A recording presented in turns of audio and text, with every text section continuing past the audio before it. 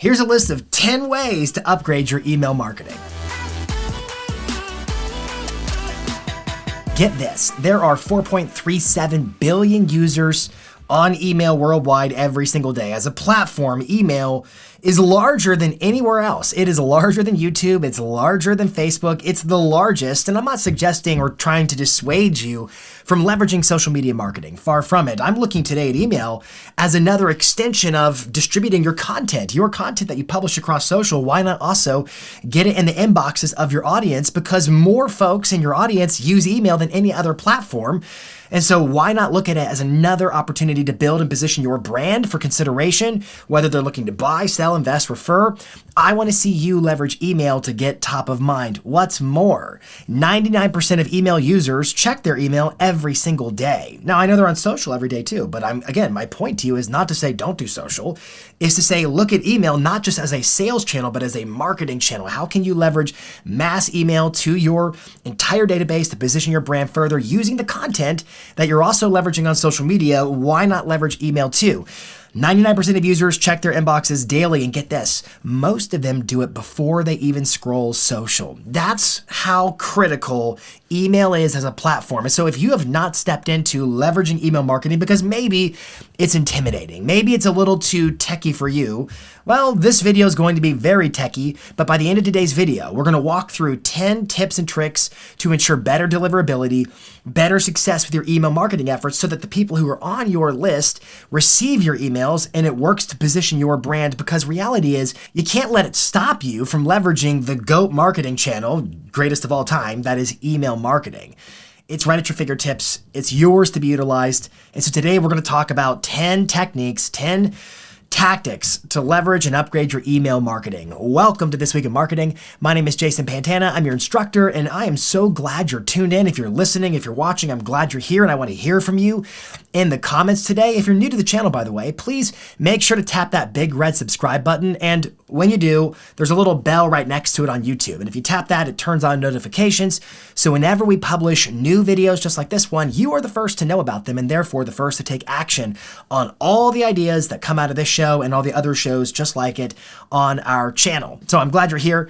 Without further ado, let's dive into our topic, which is to discuss 10 genius hacks to upgrade your email marketing. The first recommendation when it comes to email marketing is to absolutely pay critical and close attention to the subject line. Choosing the wrong subject line could cause your email to maybe not get delivered. It could maybe trigger a spam filter, or it could just be enough to say, I don't need this one. I see a lot of mistakes pretty often coming from real estate agents, typically when they're sending out newsletters, where the subject line might say something like newsletter number 143, which is an instant trigger to say, you should delete this because this is just number 140, whatever it is, of other content. You don't need this. And especially considering that users' inboxes do get busy, they do get clogged up, you want to make sure your subject line is clear and it cuts to the chase. So make sure the words count. My advice would be that when you build out, let's say it's a newsletter, for instance, write the subject line last. A lot of folks say, I'm going to make my subject line, because if you look at the steps of actually building out an email campaign, whether you use MailChimp or Constant Contact or some other mass email service provider to distribute your email to your entire list, no matter which one you use, generally speaking, they ask you what the subject line is before you get into the actual design and contents of the email. This is a mistake, especially with the newsletter. My advice is go build the newsletter first so that you know what is the most juicy topic, what is really going to grab the attention of folks. And that becomes then the heading in the subject line. So again, if you're making a newsletter, it's whatever your leading content is. You're not going to say newsletter number, week of, whatever. Don't do that. That's going to be a cue to get your email deleted. Lead with whatever is the bit of content that is the most compelling to make somebody who receives your email want to click it to read it. In fact, you may want to consider using some type of a tool. There are lots of free tools to determine the efficacy of your email subject line. I like the one that OmniSend uses. They have a free subject line tester where you can write your subject line in it, and you can say test, and it will give you a score between 0 and 100, and it will tell you how to improve your subject line. And in fact, they're currently testing an AI that will write the subject line for you. I have found that some of the existing AI tools write subject lines that score really low when it comes to these testers. So I would make sure you're running it through the test, because the test has all kinds of data that can give some direction direction in terms of what does and doesn't work based upon your audience, based upon what we know about email users in terms of what they do and don't respond to, I would definitely check out OmniSend's free tester. We can link that up in the description for you to check out. And one final thought about subject lines is you might consider an A/B test. Most of your email service providers today, the modern ones, again, MailChimp, Constant Contact, OmniSend, platforms like that, they allow you to conduct A/B tests where you can say, I'm going to try this subject line for this group and this subject line for this group, and we're going to see which one does better and see what we can learn from it. And in fact, most of these softwares have the ability to conduct a test for a period of time and then automatically roll with the one that works best based upon what level of bracket you're paying into. So a lot of these email service providers, again, MailChimp, Constant Contact, they have varying levels of pricing. And the more you pay, the more features you get. So depending upon the size of your email list and how big of a part of your strategy marketing-wise email is to be, should give some governance as to how much do you want to spend on email marketing platforms. I will give you my word of caution. You tend to get what you pay for. So if you're going to use a free email service provider like a mass email that maybe comes with your CRM, be warned, those servers from which emails are sent are often associated with other companies that have a partnership or affiliation agreement with the CRM. And so they're typically giving the CRM access to some kind of a freebie shared server, which may have a poor reputation in terms of email deliverability. And if it's got a bad reputation, it rubs off on you and it can cause your emails to not make it to inboxes. And if your emails don't get into the inboxes of your users, they are effectively useless. Deliverability is everything in email marketing. Hey, I wonder, are you thinking right now, man, email marketing, I should be doing more email marketing, but you're questioning how to get started? If that's you, make sure to check out our course, Inbox Hero. Inbox Hero is all about the A to Z of email marketing, step-by-step, on-screen instruction, everything you need to feel confident in terms of what emails do I send, when do I send them, what do I need to understand about email marketing in terms of the nitty-gritty details from start to finish. It's a roughly 3-hour video-based course with me, your instructor, walking you through step-by-step the framework of email marketing at the highest level. It's part of our Marketing Pro series of 3 online courses. This one here, Inbox Hero, plus 2 others. One that talks about your Google business profile and another that talks about social media and video. If you're looking to level up your marketing game online, then make sure to check out Marketing Pro. Click the link in the description for more details. Second recommendation follows right on the heels of the subject line. So you write the subject line last, once you know what the juiciest part of the email is, so you can really sculpt and craft a subject line that's compelling and gets a user to want to click. Following on the heels of that is preview text, also called pre-header text. A lot of email marketers forget about it. They leave it out. Pre-header text or preview text is the 1 or 2 lines you often see in the inbox where what you'll typically see in order of display is you'll see who it came from, and then it will typically show you the subject line, and then you might see 1 or 2 lines from within the email. This is called the pre-header text or the preview text. Generally speaking, what most email service providers will do is they may grab the first 1 or 2 sentences of your email. They might do that by default, and if they do, that's okay. But what they might do is they might use generic boilerplate language, something to the effect of, to update your subscription preferences, blah, ... and then you typically can't see more. But if you're the recipient of that email, that's a dead giveaway that this is mass email, it's marketing, and if it looks like marketing, it's safe to ignore. So be cognizant of the pre-header text and use it to double down on the subject line. Give the recipient that much more conviction that this is the right choice to click and open and read this email. Every little bit counts, especially the pre-header and subject line, because that's going to have a huge impact on whether or not they open your email at all. Now, once again, I'm assuming you're paying or utilizing some type of a mass email service provider. MailChimp, Constant Contact, BombBomb, OmniSend, Sendinblue, Sendifox. There's so many of them out there, and I'm not here today to make recommendations on any stretch. However, these tools generally offer the ability to customize the pre-header, that is the preview text. So do it. And consider using tools like ChatGPT, for instance, that can help you write and craft and succinctly say whatever it is that's the most convincing to get someone to click and go read your email. Tip number 3 has everything to do with who the email came from. It is your sender name. Now, when you send out mass emails, again, let's just say it's MailChimp. MailChimp will ask you for what's called a reply to address, i.e. a reply to address. In other words, if somebody replies to your email, who is that email to be sent to? Now, without getting super deep or granular here, when you send a mass email, there's really two variables of who the email came from. It came from both your reply to address, that's the domain that sent it. So if I'm sending emails from jasonpantana.com or Tom is sending emails from tomferry.com, the domain that sent that email is Tom Ferry or Jason Pantana. That's the domain sending the email, but that's only half the equation. The other piece is the server that sent it. The server belongs to the email service provider. So it's MailChimp's server, or it's SendGrid's server, or it's SendInBlue's server. It's whoever you use for mass email, they provide the server from which your email comes. So when your emails go out to all the various mailboxes on your list, Yahoo addresses, Gmail addresses, Outlook addresses, they knock at the door of those respective mailboxes and say, let me in. And the mailbox says, well, who's there? And when it wants to know who's there, it's looking at pretty much two variables. Who the email come from, that's your sender name. That's the domain it came from. More on that in a little bit. And then the second piece is the server that sent it. And this is where you get what you pay for comes into play. Because if you're sending emails from a server with a low reputation, then ouch, it's going to hurt your deliverability real bad. And in fact, the dirtiness of that server will rub off on the cleanliness of your domain. It will actually taint your domain's reputation. So quick sidebar, if you're having issues with this is not one of the tips. You're going to want to look into feedback loops. You can Google it, feedback loops. Every major mailbox like Gmail, like Yahoo, like Outlook provide feedback loops that will let email marketers like yourself have a feedback loop that will give them instruction about what they can do to rehabilitate maybe a damaged reputation and make roads toward improvement.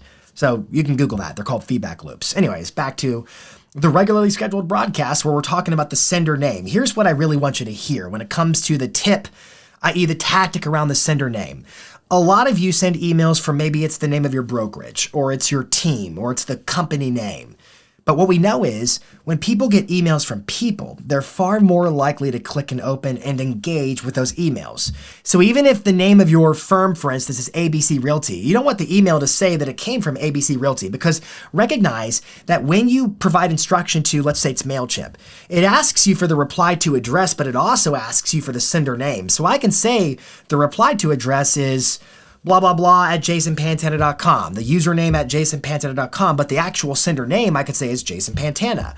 Or you might say the actual sender name is it came from ABC Realty. But if somebody sees that the email came from ABC Realty, they're less likely to click it than if it said it came from John at ABC Realty, or if it came from John Smith.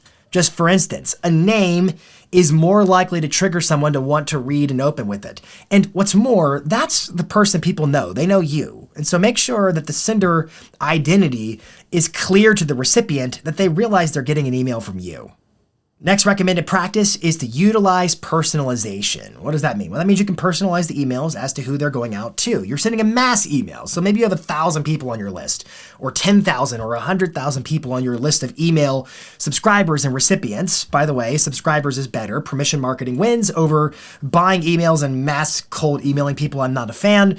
This video isn't about that, but you're exposing yourself to massive risk if you're doing that. Anyways, I digress. Let's get back to the topic of you're sending out an email to your list. It's a mass email, but you have the ability in most of these email service providers to customize, or that is to personalize, who the email is to. And the places you can do so are in the salutation at the very beginning of the body of the email. It might say Jason, comma, line break, and then it can be the actual text. And if it wasn't going to Jason, let's say that the next person on your list was Jane, it might say Jane, comma, and then it's the email contents. You can personalize with what are called merge tags. Merge tags are, for example, F name is a first name or a last name. So we're imagining here that inside of your email service provider, there is some kind of a CRM component whereby all your email addresses are listed, and perhaps you have other information about each person on the list. You have their email address, but maybe you have their first name, their last name, and other data points. Utilizing these merge tags, you can personalize the email to say it's to Jane, it's to Jerry, it's to the individuals, and it will automatically put the right name in based upon going through your list and kicking off each respective email to the entire list. Now, the places where these merge tags are typically used to personalize an email are, one, I already said it, it's the salutation. So the salutation is in the beginning of the body of the email, but the other place is in the subject line.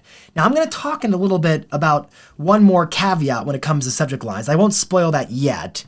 So you may want to think twice about this. However, there is a lot of data that suggests if you personalize with the merge tag in the subject line, depending upon your email service provider's ability to actually facilitate this task, it can have a profound impact on the performance of your email. So first names are typically the ones we see utilized in terms of merge tags.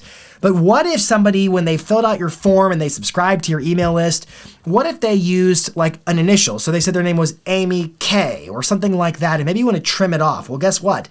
You can get real code savvy when it comes to merge tags. So for example, let's say that you have first names for some of your people, but not for all your people.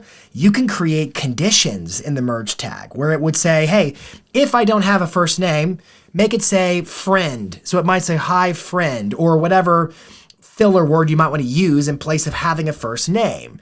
Or maybe it could say, if it's Amy K, I just want Amy. Well, you can actually use what are called trim tags where you can trim off extra characters or hyphens or letters so that it is a clean sweep of everybody in your list and they all get a good personalized email. Now, how am I supposed to write that code, you might wonder? The answer is go to ChatGPT. You can go into ChatGPT or Google Bard and you can say, hey, write a merge tag to use the first name that trims off any characters after a space or a hyphen or whatever you want. And also, if they don't have a first name, it will automatically supplement with this word and it will poof, kick out the exact code that you should use and you copy and paste it and put it in MailChimp, put it in Constant Contact or whatever platform you're using, and you are off to the races. Make sure you're using AI to help you write some of this more complicated code if you're not a coder. Next genius email marketing hack, if I do say so myself, is to make your emails mobile optimized. Reality is most people who receive your emails are going to look at them on their phones. Whether it's an iPhone or heaven forbid an Android, that's where they're going to consume the contents of your emails. So make them mobile optimized. Well, how do you make an email mobile optimized? Well, here's the good news. Most of the heavy lifting and work is being done by the email service provider. MailChimp, Constant Contact, whoever you're using, they're doing most of the work to mobile optimize your email. But here's how you can help. 1, make your subject lines short. Now, when you use a tool like OmniSend that I referenced earlier on in terms of a free subject line tester, it's already considering the brevity, the shortness of your subject lines as a factor. This is simply here to remind you that, hey, when you send out an email to a mobile device, you have a really, really limited amount of characters in the subject line before it gets cut off, before the viewer who receives that email would only see a ... So whatever critical words that would have convinced me to look at your email might have been there, I'm not going to see them. So make your subject lines short to make your emails more mobile optimized. Additionally, make sure your emails are super scrollable for a mobile device. Now, again, heavy lifting falls onto the email service providers. They use and deploy what's called responsive design, which detects the browser in which the viewer is seeing your email, whether it's on a mobile device or on a tablet or on a browser, desktop kind of application. Wherever they're seeing it, it can detect their screen dimensions and then format automatically, but you can still do some work to help. If your email has lots of columns and whatnot, you're going to want to ensure that on a mobile application, it's a single feed because people are trained to scroll through a feed on their phones and email is no different. So make sure that it looks good as a continuous scrolling feed, one line from the top to the bottom when it comes to your email on mobile devices. If you want to have columns and whatnot, that as long as it's responsive design, columns on a desktop browser, that's fine. But when it comes to email for mobile devices, make sure it's a single column they can scroll through, and also be cognizant of the size of your font. Is it easily legible? Is it easy to read? If at any point the viewer of your email has to pinch and zoom to click on a link or to read something, your email is broken. Number 6 on the list is what we've dubbed nested CTAs. Now, a CTA is a call to action, and nested means it's tucked in, it's fit in between. What we're imagining here for you is a newsletter. A lot of you send out newsletters. And a newsletter is typically a digest of content you've been publishing across the internet. It could be blogs, it could be videos on YouTube, social media posts, and it's a collection, a cornucopia of all the content you're producing, and you can compile it into a newsletter of some type and email it out to your list once a week, which is a great practice. Newsletters are traditionally a gift. They're a contribution piece. They're value add. And so for a lot of you, there might be the sense of, well, I can't do a big old sales pitch. It's not a sales email. Well, sales and marketing work really well together. So my advice is, in between the sections of content, you should include nested calls to action. They're just tucked in between. Now, a couple of points to think about that are sidebar points. First, don't include so much content in your email that nobody would ever make it to the bottom. That's a waste of your content. You'd be better off dividing it up and sending out more emails that people can actually manage their way through. Second, don't include so many CTAs that you water down the results of the one CTA you're actually trying to drive results to. In terms of CTAs, it may be a link that drives somebody to your Calendly where they can book a meeting with you, looking to buy or sell, invest, refer. They can schedule a consultation with you. It may be a link to a home valuation software or tool that you utilize, or it could be a link to go search for homes on your website. There are different CTAs you may have in your business. Join team, make a referral, whatever it is, nest those CTAs in between the different content segments. Number 7 on the list is to integrate videos in your email, but not literally. Don't actually put the video file in your email. No MP4s, no MOVs. GIFs are fine. What I'm really imagining here is a thumbnail image that, if clicked, links to open up the video somewhere else where I can watch it. In fact, including an actual video in your email, it's considered rich media, could cause your email to have massive deliverability issues and end up in junk folders or spam folders and so forth. However, including videos by way of a thumbnail image that looks like a video, a word that says video, click here, just mentioning videos or making reference to videos whereby the viewer can click to go watch the video increases click-through performance by 65%. So like with every other kind of media on the planet, more video. Number 8 on the list is to make it all clickable, make everything clickable. In terms of metrics to determine how effective your email campaigns are, a lot of folks fall back on open rates. Well, open rates aren't very reliable these days, and here's why. A couple years ago, Apple released what they dubbed the Mail Privacy Protection Program. And what it basically means, in a nutshell, is that Apple has the ability to pre-open emails on its own servers before delivering said emails into the inboxes of the actual users, which when Apple pre-opens to make sure there's nothing suspect going on with that email, it can trigger a false report open. And so the email can get marked as having been opened before Apple ever even put it in your inbox. Now, why is that a big deal? Well, it's because more people access email on Apple Mail than anywhere else. It could be a Gmail or a Yahoo or an Outlook, but it's on Apple Mail because it's on their iPhones. And so that means your open rate is not reliable. So Apple is over-reporting opens, Android under-reports opens, and so what do you do about it? Well, you can't rely upon open rates unless you're looking at the delta. So for example, if you're sending out emails, and let's say you got 1,000 subscribers, and let's say that last month your open rate was, I'll call it 30%, and this month it dropped to 11%, something happened. Because the delta, the change, is over of, if you recall math, signifies something big happened as long as the size of your list wasn't dramatically impacted. So you can measure the change in open rates as long as the change in number of subscribers isn't drastically changing month over month. But the number that really matters in terms of how is your email doing metric-wise is its click-through rate.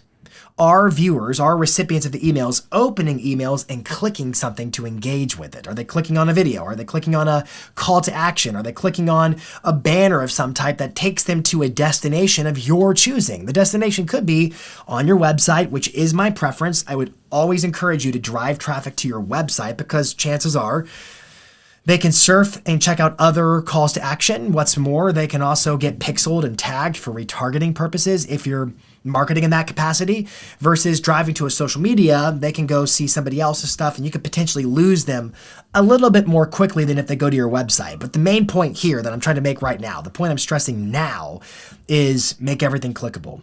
So have lots of links, have lots of images, buttons, and whatnot that drive to different destinations to get more on a specific topic, especially if it's a newsletter. Now, you might be thinking, well, Jason, what if I'm not sending out like a newsletter with lots of videos or different pieces of content that they might want to click to go learn more on? I get it. If you have a very singular point to an email where there's only one call to action, that's okay too.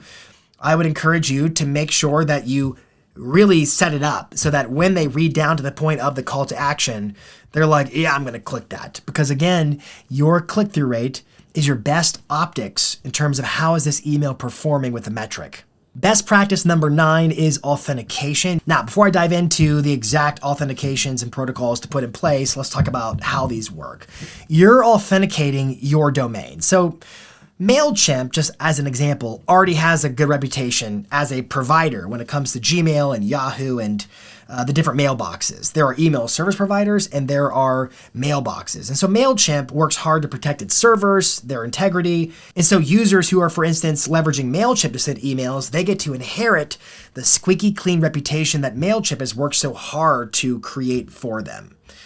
But Gmail and Yahoo and Outlook, they don't really know your domain unless it's authenticated.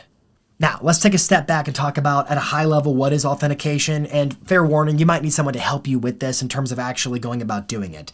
It's a lot like installing a pixel or a tag. If you recall having a meta pixel, used to be your Facebook pixel, it was a string of code they gave you, and Facebook asked you, hey, install this code on the back end of your website so we know that it's your website because only you could have put it there if it was your website and you can log into the back end of it. It's kind of like that, whereby these authentications are strings of code that are installed on the back end of where your website is hosted. It's not so it's like the DNS. It's rather technical. It's kind of like that, only with authentication of your email domain, your domain that sends email for you, which is like your website, jasonpantana.com.